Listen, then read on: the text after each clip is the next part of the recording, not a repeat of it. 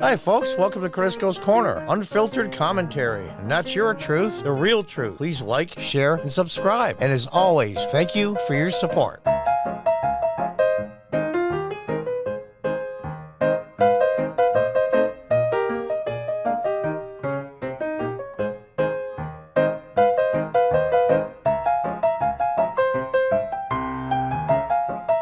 From Fox News. Shoplifters ruling the roost as big city stores pharmacy chains. Well, Los Angeles was a top city affected by organized retail crime in 2020, followed by Chicago, Miami, New York, and San Francisco.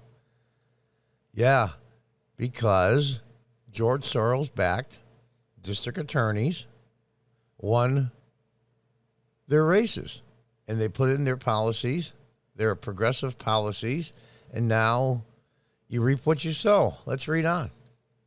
A recent viral shoplifting incident that highlighted trends in parts of the country where offenders at local drugstores rule the roost. In one case, even able to ride through the store on a bike and take a garbage bag full of stolen goods as shoppers and security watched on. Viral video from earlier this week showed a brazen man riding a bike through a San Francisco Walgreens store hauling apparently stolen goods. Apparently, I like that. As he zipped his way past shoppers, including a security guard who was filming the incident on a cell phone before he left out the door. The footage was captured by local KGO TV reporter Leanne Melendez and garnered thousands of likes and comments. Hashtag no consequences, she wrote in the tweet, tagging San Francisco District Attorney Chesa Bowden. This is exactly why I held a hearing on organized retail theft, and I'm pushing for greater accountability in shoplifting in San Francisco. Yeah, okay. What seems to be ran is often thieves filling out orders. Well, of course. So let's check out the video a little bit here. It's on their Twitter page.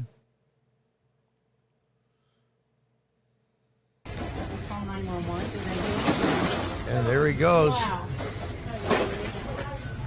Goes zooming by. Guy tries to kill the security officer. He just keeps going. And this guy just stands there. And out the door he goes. They're told not to be confrontational because of the physical harm that might be done. But I'll tell you, I was a manager in an department store, a shoe company inside Kmart from 77 till 86. And I ran my own retail store, convenience store, from 98 through the spring of this year, 23 years. And I wouldn't let that happen. Of course, you got to pick your spots, but that kind of brazen, there's a reason why. Because he knows there's no consequences. Anything below $950 is considered a misdemeanor and probably a low misdemeanor. A spokesman for Walgreens told Fox News at the time that the video depicts a crime that was reported to police. Unfortunately, it's another example of blatant retail theft that is an ongoing problem for several retailers in San Francisco, the spokesman said. Now, here's where the general public goes, well, it's their money, I don't care. Here we go. Walgreens has shuttered 17 stores in San Francisco over the past 5 years, the San Francisco Chronicle reported this week, and CVS has closed at least 2, describing San Francisco as the epicenter of organized retail crime. Now it affects normal people, everyday people. How about seniors filling their prescriptions? And we all know that seniors have a lot more prescriptions than the average person because of their health issues as they get older. How many have to go, God knows, 8, 10, 15, 20 blocks through San Francisco, through all the homeless people and all the criminals? A little old lady carrying her purse. Yeah, what a good idea.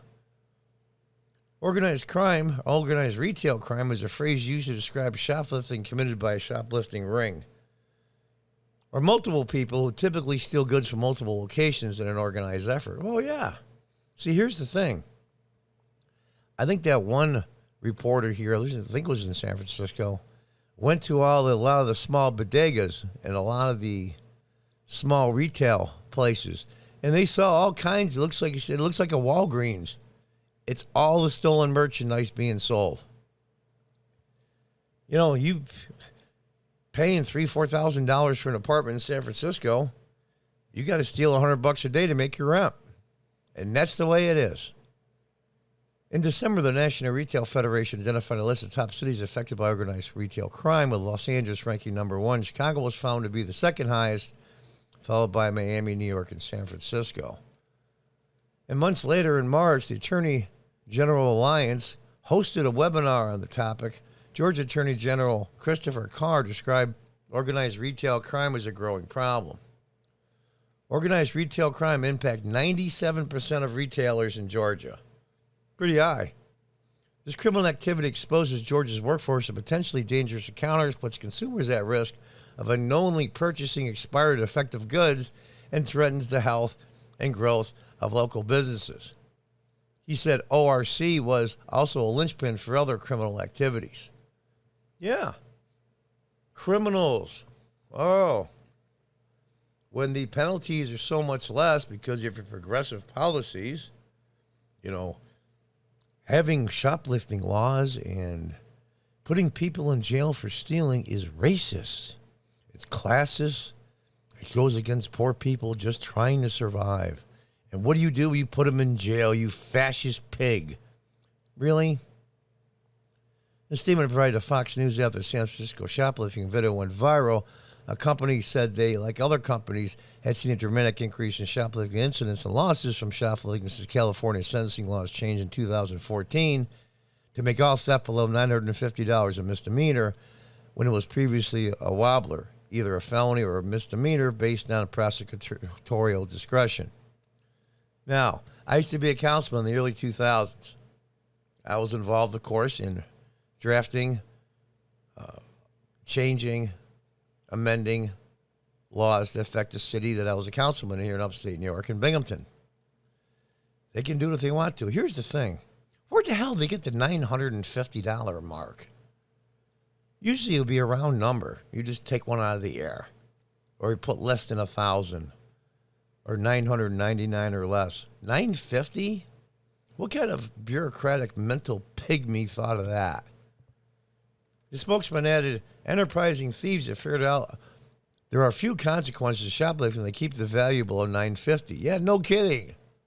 In San Francisco, District Attorney Shessa Bowden's Proposition 74 made any nonviolent theft of items collectively worth $950 a misdemeanor, decreasing the penalties for such crimes.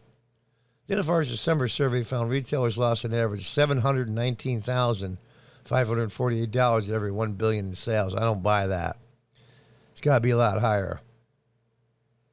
3 out of the 4 ORC victims said they've seen an increase over the past 12 months. You got to remember something, especially with the low margins, especially in grocery stores, are the worst. Drugstores, a lot higher margins, margin being their percent of profit on an item. For every dollar stolen, grocery stores have to sell $10 plus to get their money back. So if you steal $1,000 worth of food, you've got to sell at least $10,000 to $12,000 worth of food just to break even. So you've done $12,000 in sales and made zero profit. And good luck trying to get all the numbers for writing off on your sales tax. It's a nightmare. Drugstores, a little higher margin. That $719,000 is probably close to maybe $1.5 million, $2 million in business just to get your money back. Shoplifting is going to be a problem at stores in New York City, often drugstores, such as CVS or Walgreens own Duane Reade. Another region where the bail reform laws have relaxed penalties for certain criminal offenses.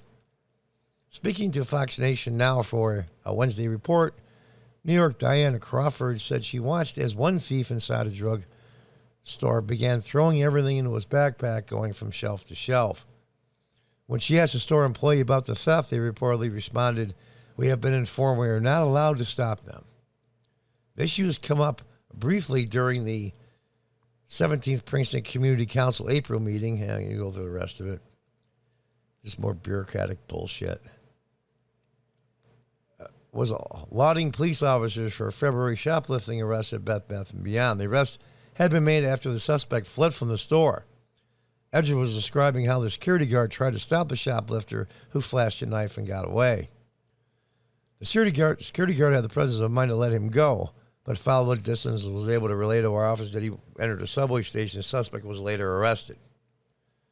When a community member asked if bail was required for the shoplifter, Edwards responded, "Wait for it. I'm not going to get into specifics." Really? You know what that means? That means there was no bail, and I'm effing embarrassed to say so.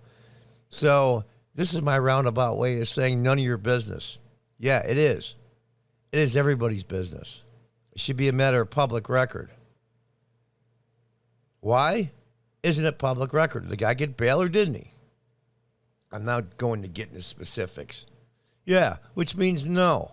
The NYPD told Fox News on Friday that members of the public are encouraged to help police and share responsibility of public safety. If you see something, say something by calling 911. In most of these cities, especially in the lower income areas, because of the police officers resigning, taking their pensions, or going to other municipalities or the county sheriff's department, good luck. Good luck with a priority that somebody stole $600 worth of cosmetics out of a Walgreens. Good luck.